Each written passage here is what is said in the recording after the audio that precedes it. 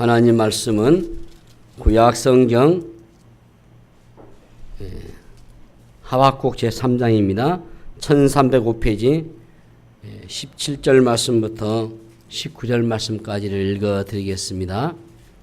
비록 무화과 나무가 무성하지 못하며 포도나무에 열매가 없으며 감람나무에 소출이 없으며 밭에 먹을 것이 없으며 우리의 양이 없으며 외양간에 소가 없을지라도 나는 여호와로 말미암아 즐거워하며 나의 구원의 하나님으로 말미암아 기뻐하리로다. 주 여호와는 나의 힘이시라. 나의 발을 사슴과 같게 하사 나를 나의 높은 곳으로 다니게 하시로다. 이 노래는 지휘하는 사람을 위하여 내 수금에 맞춘 것이니라. 아멘. 우리 같이 인사 나누십시다. 이제 오신 당신은 이 시간 가장 아름다운 분이십니다. 오늘 우리 본문의 말씀을 배경으로 해서 이 하박국 강의 이제 10번째 마지막입니다. 오늘은 살아가게 하는 힘이 어떤 것인가 이 부분에 대해서 말씀 나누려고 합니다. 자, 우리 설교 듣기는 따라 합시다. 주 예수님, 내가 주님을 믿습니다. 자, 다시 한번 해볼까요? 주 예수의 피가 나를 모든 죄에서 깨끗하게 하심을 믿습니다. 늘 여러분들이 반복적으로 고백하시기를 바랍니다. 이 17절 우리 본문의 말씀에서 하박국이 처해 있는 상황을 잘 묘사하고 있거든요. 비록 무화과 나무가 무성하지 못하고 포도나무에 열매가 없으며 감람나무에 소출이 없으며 밭에 먹을 것이 없으며 우리의 양이 없으며 외양간에 소가 없을지라도, 자, 최악의 상황입니다. 예상했던 것이 없을 때, 기대했던 것이 무너졌을 때, 또 우리가 가지고 있는 것을 다 뺏겼을 때 우리는 당황하고 절망하죠. 하박국이 맞이했던 상황은 그야말로 처참했습니다. 모든 것이 다 막혀 있고요. 상황은 갈수록 더 악화되어 갔습니다. 그러나 바뀐 것이 하나 있어요. 그것은 바로 하박국이 하나님에 대한 태도인 것입니다. 눈에 보이는 것은 아무것도 의지할 것이 없는 상황이겠지만은 이 선지자의 눈에 새로운 관점이 생겼어요. 이전에는 일어난 상황에서 매몰돼 가지고 절망적인 탄식을 했겠지만은 그가 하나님과 대화하는 가운데 그의 시선이 자연스럽게 하나님께로 옮겨지면서 전혀 다른 삶의 태도를 보여지는 겁니다. 그게 바로 18절의 초월적인 태도입니다. 자, 나는 여호와로 말미암아 즐거워하며 나의 구원의 하나님으로 말미암아 기뻐하리로다. 다시 한번 시작. 나는 여호와로 말미암아 즐거워하며 나의 구원의 하나님으로 말미암아 기뻐하리로다. 아멘. 이 고백이야 사실 우리 그리스도인들의 삶을 가장 잘 묘사해주는 고백입니다.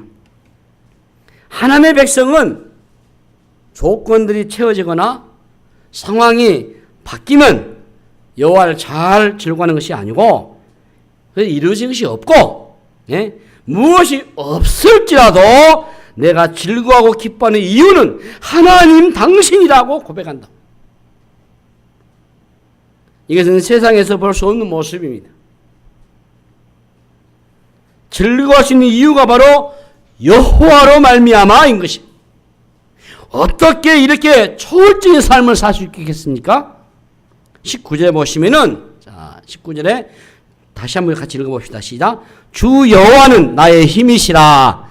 나의 발을 사슴과 같게 하사 나를 나의 높은 곳으로 다니게 하시로다. 거기까지입니다. 예. 그러면서 이 노래는 지휘하는 사람을 위하여 내 수금에 맞춘 것이니라. 여기서 중요한 단어가 있어요. 그것은 바로 힘입니다. 힘. 사슴이 높은 곳으로 뛰어다니는 힘 있는 모습을 여러분 연상해 보셔요. 거친 이 팔레스타인의 언덕과 산을 뛰어다니는 사슴에서 힘을 느낀다. 많은 사람들이 힘을 키우려고 하고 말이죠. 힘에 얼마나 관심이 많습니까? 어디를 가나 이 힘을 얻기 위해서 예를 쓰잖아요. 돈과 권력과 지혜를 통해서 이 힘을 확보하려고 하지 않습니까? 사람들이 돈을 좋아하는 이유도요, 이 돈의 힘 때문이에요. 예. 돈이 생기면은 힘이 나고 얼굴에 생기가 돌고 알아 누워 있다가도 벌떡 일어나죠. 예. 돈은 대단한 위력이 있습니다. 돈이 없으면 풀이 죽어버려요. 이 자본주의 세상에서 돈의 힘은 그래서 거부하기가 힘듭니다. 무엇으로 힘을 내는가는 대단히 중요한 주제가 됩니다. 그리고 현실적인 주제가 되기도 해요. 왜 사람들이 이처럼 힘을 추구할까요? 힘이 바로 자신을 지켜줄 것으로 믿기 때문에 그렇습니다. 돈을 악착같이 끌어모으는 사람은 그 돈이 자신의 인생을 지켜줄 것으로 굳게 믿기 때문입니다. 돈이면 다 될 것 같이 여기잖아요. 그러나 문제는 무엇입니까? 내가 쌓은 돈이, 권력이 과연 나의 인생을 지킬 수 있을까요? 사람들은 자신이 믿었던 그 힘에 배신당하는 경험을 합니다. 구약의 사울 왕이 그 대표적인 인물이에요. 권력의 최정상에 있었지만 그가 가진 그 권력이 자신을 지켜주지를 못했습니다. 그리고 그 권력 때문에 망합니다. 자기가 만든 우상에 자기가 배신을 당한 것이죠. 이 하박국은 전혀 다른 힘을 오늘 우리에게 소개하고 있어요. 자, 따라서 합시다. 주 여호와는 나의 힘이시라. 믿습니까? 주 여호와는 나의 힘이시라. 이 하박국이 이렇게 고백할 수 있게 만들었던 이유가 있지 않겠습니까? 먼저 하박국은 미래의 소망에다가 기초하고 있어요. 자신이 처한 상황이 암울하지만 하나님은 언젠가 모든 것을 다 바꾸어 놓을 것이라고 하는 그가 소망하고 있어요. 그 소망은 하나님에 대한 소망입니다. 지금 유다를 망하도록 두셨던 그 하나님이시만은 언젠가는 유다를 회복시켜 주실 능력을 갖고 계시고, 지금은 강력한 이 바벨론 제국이지만은 하나님께서 그들의 교만을 꺾으시고 반드시 당신의 백성들을 구출해 낼 것이라고 하는 믿음을 그는 가지고 있습니다. 하박국의 믿음은 이스라엘에게 행하신 과거의 역사에 기초해서 미래를 소망하는 것으로서 여호와는 나의 힘이시다라는 말씀의 의미이기도 하고 말이죠. 그렇지 않습니까? 출애굽하게 하신 하나님, 예? 홍해를 가르게 하셨던 그 하나님, 광야를 지나게 하시고 기브온 전쟁에서 태양을 멈추게 하셨던 그 하나님께 주목하잖아요. 우리가 성경 읽을 때마다 힘을 얻는 이유가 뭐겠습니까?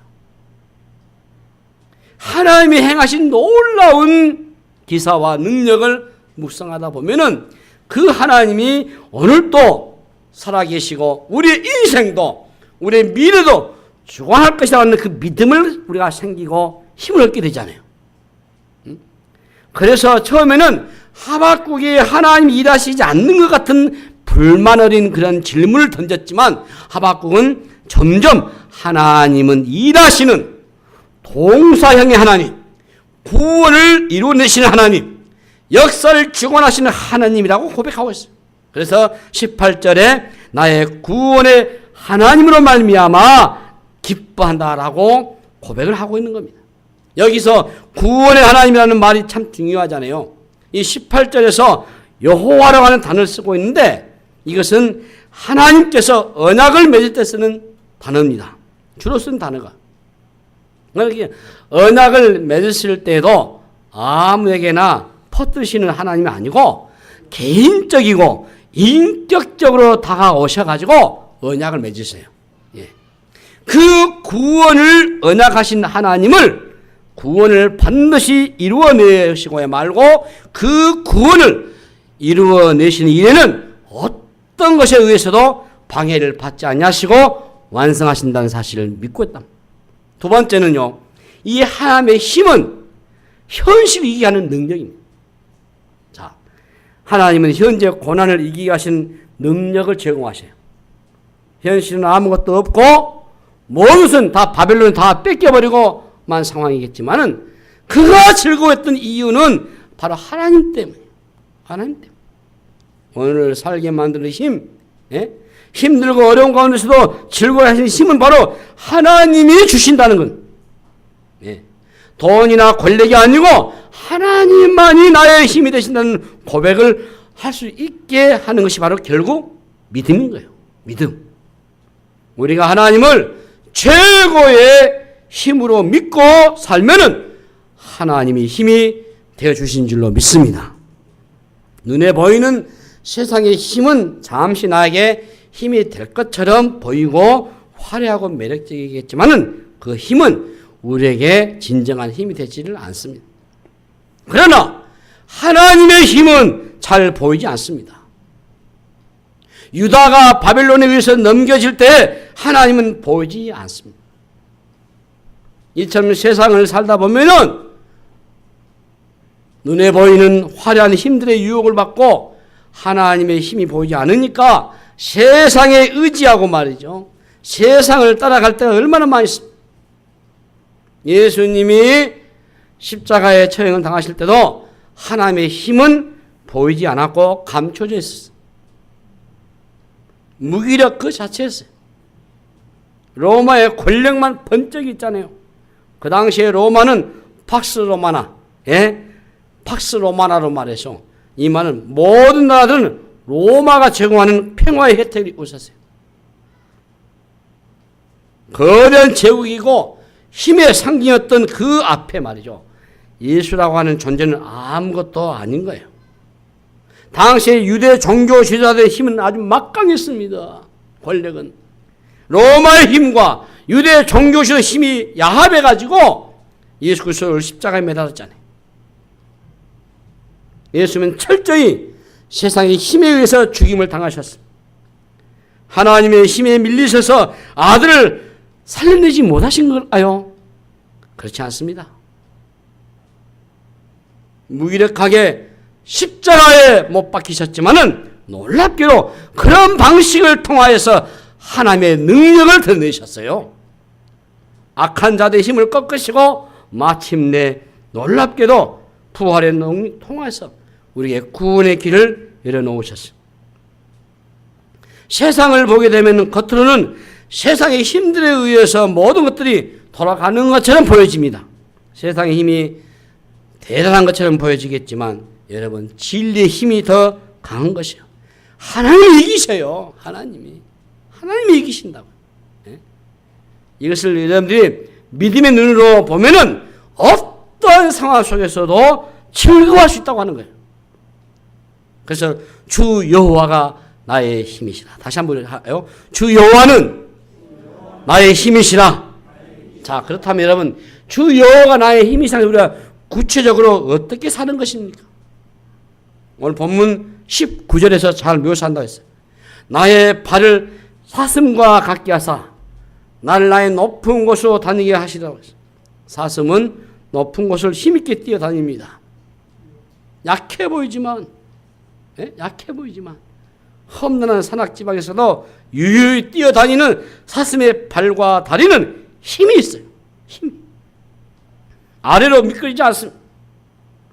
유연성이 있어가지고 높은 곳으로 오릅니다. 나를 나의 높은 곳으로 다니게 하시로다. 이것은 다른 차원의 삶을 지금 말하고 있는 거예요. 높은 곳에 다닌다는 이 말은 승리의 삶을 말하는 것입니다. 하나님이 주시는 힘으로 살아갈 때 전혀 우리는 다른 삶을 살아갈 수 있습니다. 하나님은 우리에게 전혀 다른 삶을 살아갈 수 있는 힘을 공급해 주셨어요. 어려운 상황 속에서도 상황에 매몰되지 않고 다른 삶을 살 수 있는 능력이 바로 바울은 빌립보서 4장 12절에 나는 비천에 처할 줄도 알고 풍부에 처할 줄도 알고 모든 일 곧 배부름과 배고픔과 풍부와 궁핍에도 처한 줄 일체 비결을 배웠다라고 했어. 응? 내가 어떤 상황에 있든지 간에 내가 거기에 구애받지 않고 말이죠. 그것을 넘어선 삶을 살았다고 하는 거예요.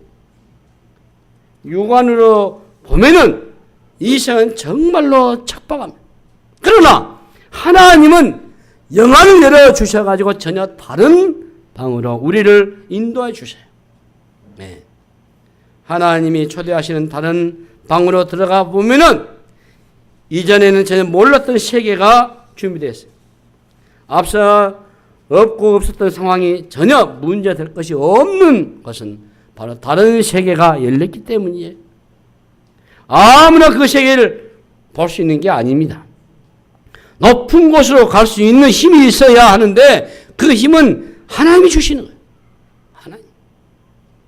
세상에서 치열하게 살다가 뒤늦게 예수를 믿고 하나님의 자녀가 된 분들의 간증들을 들여다보면은 그분들은 이런 세계가 있다는 것을 조금 더 일찍 알았더라면 라고 하는 얘기를 많이 합니다. 돈이 전부인 줄 알았을 때는 돈을 잃어버리고 나면 모든 것을 잃어버린 것처럼 착각해요. 그러나 하나님을 알고 나면 이런 것이 별로 없다고 하는 것을 알게 되는 거예요. 예, 돌아보면은 사실 우리는 우리의 실력으로 살아온 것이 아님을 알게 되지 않습니다. 성경을 보시면 정확한 논지는 하나입니다. 우리가 하나님의 백성이 된 이후에는 우리의 실력으로 사는 게 아니고 바로 하나님의 실력으로 산다는 거예요. 자, 여러분 야곱을 보세요. 야곱은요 누구보다도 자신의 인생에서 적극적이었습니다. 그렇죠? 모든 것을 이루어낼 것 같은 용기도 있고 말이죠. 머리도 있고 열심도 남달랐어요. 그러나 자기 힘과 능력과 재주와 머리로 살아가고 했지만은 그 인생은 자꾸 꼬이잖아요. 하나님의 도우시는 손길이 없었다면은 곤두박질 치는 인생을 살았을 겁니다. 나중에는 약복나루에서 하나님의 사자와 씨름을 하는 가운데 그는 내게 축복하지 않으면 난 당신을 보낼 수 없습니다라고 하는 마지막 승부수를 걸잖아요. 하나님의 힘으로 산다는 것을 인정하는 겁니다. 예. 그 자리에서 그는 야곱에게 있어야 되잖아요. 신약의 베드로라는 제자라는 이 타이틀을 가지고 있었지만 베드로도 인간의 연약함을 있는 그대로 드러내면서 결국은 십자가 고난을 받으신 주님의 곁에서 결정적인 실패를 하잖아요. 예수님의 부활 후에는 그가 디베라 바닷가로 고기를 잡으러 도망을 치잖아요. 더 이상 소망이 없을 정도 그의 인생이 무너졌잖아요. 그 정도면 끝까지 간 겁니다. 그런데 주님은 그를 다시 이렇게 세워주시고 사도행전의 주역이 되게 하셨어요. 기가 막히게 쓰임을 받았다 그 말입니다. 이 베드로의 힘과 자신의 능력으로 그것까지 가는 것이 아니에요. 거기까지 이끄신 하나님의 손길이 있었기 때문인 것입니다. 우리의 인생은 우리가 잘났느냐 못났느냐의 싸움이 아닙니다. 여러분. 하나님의 나의 편이 되시느냐 아니냐의 결정이 되어버린 거예요. 모든 것이 합력하여 선을 이루신다고 하는 이 로마서 8장 28절의 말씀이 바로 우리의 삶에 굴곡이 많이 있지만은 결국은 모든 것을 합력하여 당신의 구원을 이루어내실 것이라는 말씀인 것입니다. 그래서 하나님은 우리에게 모든 것을 이기게 하시는 능력을 제공하셔요. 어떤 것도 뛰어넘을 수 있는 힘을 주세요. 우리가 우리의 실력과 힘을 믿고 살면 좌절할 수밖에 없습니다. 우리가 여기까지 온 것은 전적으로 하나님의 도우시는 힘 때문이요. 우리 가운데 일하시는 하나님의 손길을 보지 못하면은 세상이 두려워지죠. 조금만 어려움이 생겨도 그 문제 때문에 그냥 인생이 끝장난 것처럼 착각을 해요. 하박국서 우리가 앞부분에서 하박국이 보기에 하나님의 일하심이 그렇게 믿음직스럽지 못했어요. 하나님께서 왜 그렇게 소극적으로 일하시는지 불만투성이었어요.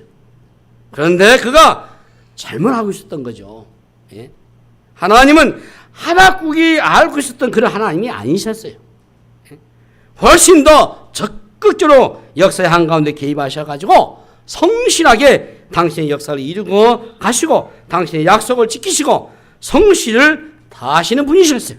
하박국의 생각과는 상상을 훨씬 더 뛰어넘어서 가지고 일하시는 분이셨고 그 하나님이 바로 나의 힘이 되셔요. 자, 주 여호와로 나의 힘으로 살아갈 때에 우리가 그럼 어떤 삶을 살게 됩니까? 오늘 우리의 본문에서는 따뜻합니다. 즐거워하리라, 기뻐하리라 이렇게 고백한단 말이에요. 예. 바로 그 즐거움과 기쁨이 넘치는 겁니다. 우리 신자의 삶은 기쁨의 삶입니다. 하나님이 나의 힘이 되시고 살아가는 그 삶은 천국일 수밖에 없잖아요. 천국이 어떤 곳입니까? 천국이 기쁨의 나라이잖아요. 마태복음 25장의 달란트 비유는 우리가 흔히 종말론적인 비유라고 말해요. 예. 주인이 자기의 달란트를 맡기고 어디로 떠났다가 다시 돌아와서 결산을 합니다. 5달란트, 2달란트 받은 사람들이 배로 남기고 주인에게 내어놓았을 때 주인의 평가가 뭡니까? 예? 그 주인이 이르되 잘하였도다. 착하고 충성된 종아. 내가 작은 일에 충성했으며, 예? 적은 일에 충성했으며 내가 많은 일에게 맡기니 너는 내 주인의 즐거움에 참여할지다. 마태 25장 21절 말씀이잖아요.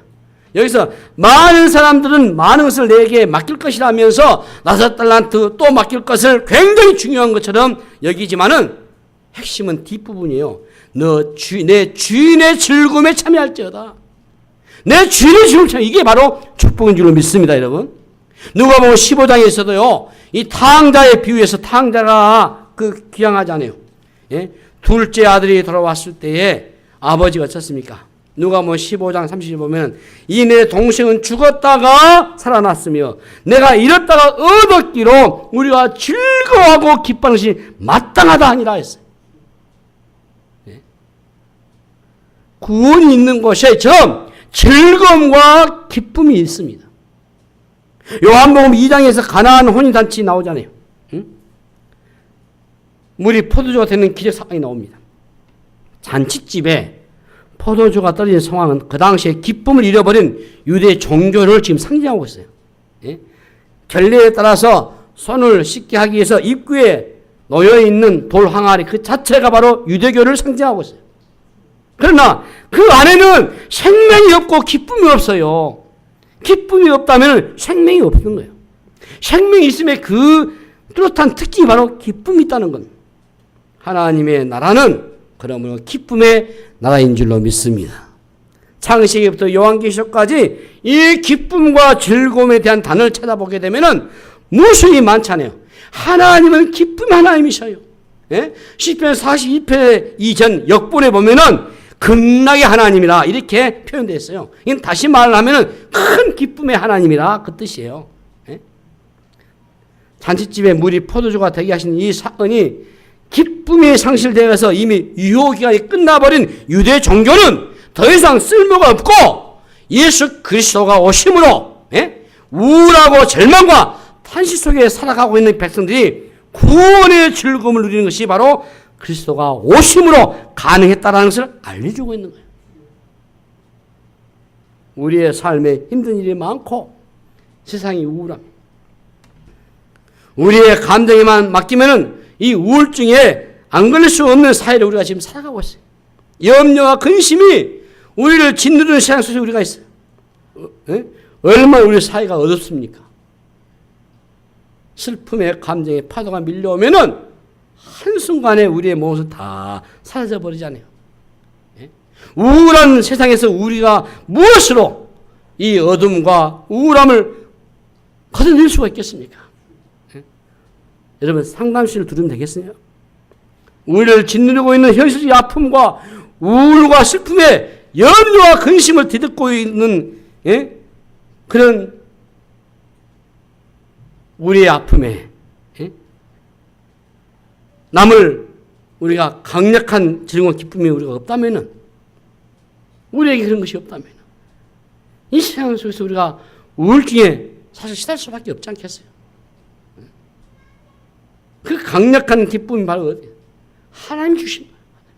이걸 이길 수 있는 것은 하나님 뿐이시죠. 기쁨은 환경을 이겨낸 것이 아니고, 예? 단순히 우리가 감정적으로 조금 우리가 업그레이드된 그런 상태를 말하는 것이 아니고요. 일시적인 어떤 분위기의 전환 정도 얘기하는 것이 아니고, 하나님에 대한 확신 속에서 나오는 하나님 주시는 기쁨인 거예요. 우리가 큰 어려움을 맞으면은 우리가 할 일이 하나도 없어요. 하나님의 백성들은 하나님께서 나가서 우는 것밖에 다른 길이 없는데 이것은 하나님 외에 답이 없기 때문에. 그러니까 여러분, 이 신앙의 우리의 중심에는 사실은 십자가 부활입니다. 십자가 부활이 우리의 신앙의 중심부였어요. 그래서 우리가 복음을 전하고 복음을 붙잡는 이유가 바로 거기 있지 않습니까? 기독교는 십자가에서 끝나지 않습니다. 복음의 얘기는 십자가에서 부활로 이어지게 됐어요. 만약에 우리가 십자가로 끝내버린다면 기독교는 한 성인을 추억하는 종교로 끝날 것입니다. 그러나 그분은 무덤에서 사흘만 다시 살아나셨어요. 하나님의 아들을, 하나님께서 아들을 무덤에서 일으키셨어요. 그래서 이 부활이 복음의 최정점이에요. 예. 십자가는 가장 절망적인 사건이라고 한다면은 부활은 최고의 소망의 사건인 것입니다. 그래서 십자가 부활은 반전의 반전인 것입니다. 그리고 이 부활은 하나님의 능력을 선포하는 것이에요. 이 부활을 우리가 믿습니다. 저 여러분도 이 부활을 믿습니다. 부활에서 우리 주님의 메시지가 뭐겠습니까? 어떤 상황에서도 하나님은 우리를 다시 일으켜 세우실 줄로 믿습니다. 다시 살리신다는 거죠. 십자가로 끝나지 않고 부활로 이어진다는 겁니다. 다시 살려낸다는 겁니다. 그러므로 우리가 어떤 상황에서도 기뻐하고 즐거우신 이유는 바로 이 부활신앙 때문인 것이죠. 부활신앙을 믿는 하나님의 백성들은 이를 악물고 힘겹게 버텨내는 삶이 아니에요. 성경을 보면 환난 중에도 우리는 즐거워하고 근심하는 자 같으나 항상 기뻐하는 삶인 것입니다.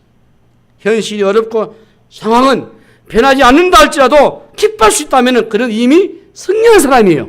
하박국이 무화과 나무와 포도나무와 감람나무의 열매가 없는 상황을 언급했잖아요. 그러나 그에게 맺힌 열매가 또 하나 있어요. 바로 하나님 주신 무슨 열매요? 다시 합시다. 기쁨의 열매. 그렇습니다. 상황이 아무도 바뀌지 않아도 하나님이 우리에게 기뻐할 수 있는 힘을 주신다면 그건 승리한 겁니다.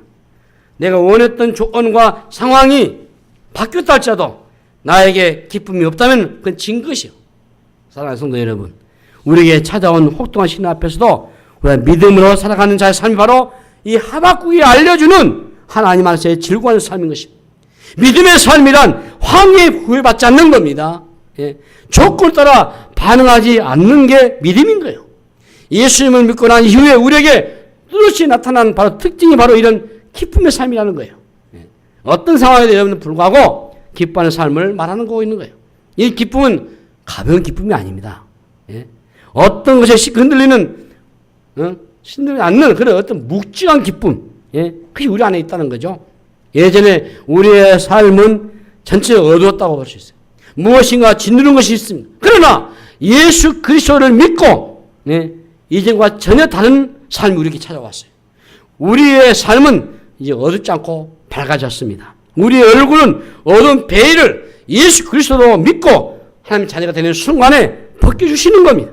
하나님은 우리를 그래서 웃게 하세요. 하나님으로 충분한 삶을 살게 하시는 겁니다. 우리가 하나님으로 말미암아 즐거워하고 기뻐할 때 그것이 바로 우리의 삶의 힘이 되는 겁니다. 어떤 형편에서도 기뻐하고 즐거워할 수 있다면 이길 자가 없는 거예요. 우리가 단순히 세상을 힘겹게 아슬아슬하게 겨우 버텨내는 정도의 삶으로 끝내서는 안 되잖아요. 우리의 삶이 승리는 그냥 버텨내고 이겨내고 이런 정도가 아니고 하나님 안에서 그야말로 기뻐하고 즐거워하는 것이에요. 예. 여러분, 마귀를 굴복시키는 것이 언제입니까?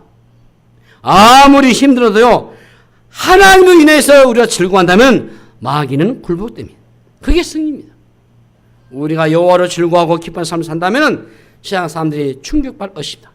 세상은 이런 삶을 결코 흉내낼 수 없습니다. 그래서 시편 16편 11절 보시면은 주께서 생명의 길을 내게 보이시리니 주의 앞에는 충만한 기쁨이 있고 주의 오른쪽에는 영원한 즐거움이 있다고 했어요. 주의 앞에는 충만한 기쁨이, 주의 오른쪽에는 영원한 즐거움이 있다고 하는 거예요. 살짝 감정만 건드리는 말초신경만 살짝 업그레이드 시키는 기쁨이 아닌 영원한 기쁨이라는 것이요. 그리스도인들의 그래서 삶의 특징은 바로 이 기쁨인데, 이 기쁨을 표현하셔야 하는 거예요. 즐거움을 드러내고 여러분들이 찬송하면서 기뻐하셔야 돼요. 예. 우리가 오후 찬양도 하지 않습니까? 기뻐하고 즐거워하셔요. 지금 마음이 우러나오는 그런 찬양과 감정을 우리가 기뻐하면서 즐거워한다 그 말이에요. 예. 얼굴 펴고 하나님 안에서 우리가 행복하다라고 고백하셔야 돼요. 주여 나의 힘이 사는 믿음으로 고백하셔야 돼요. 이제 말씀을 마무리하겠습니다. 이것이 바로 믿음의 고백입니다. 다시 한번 해볼까요? 주 여호와는 나의 힘이시라.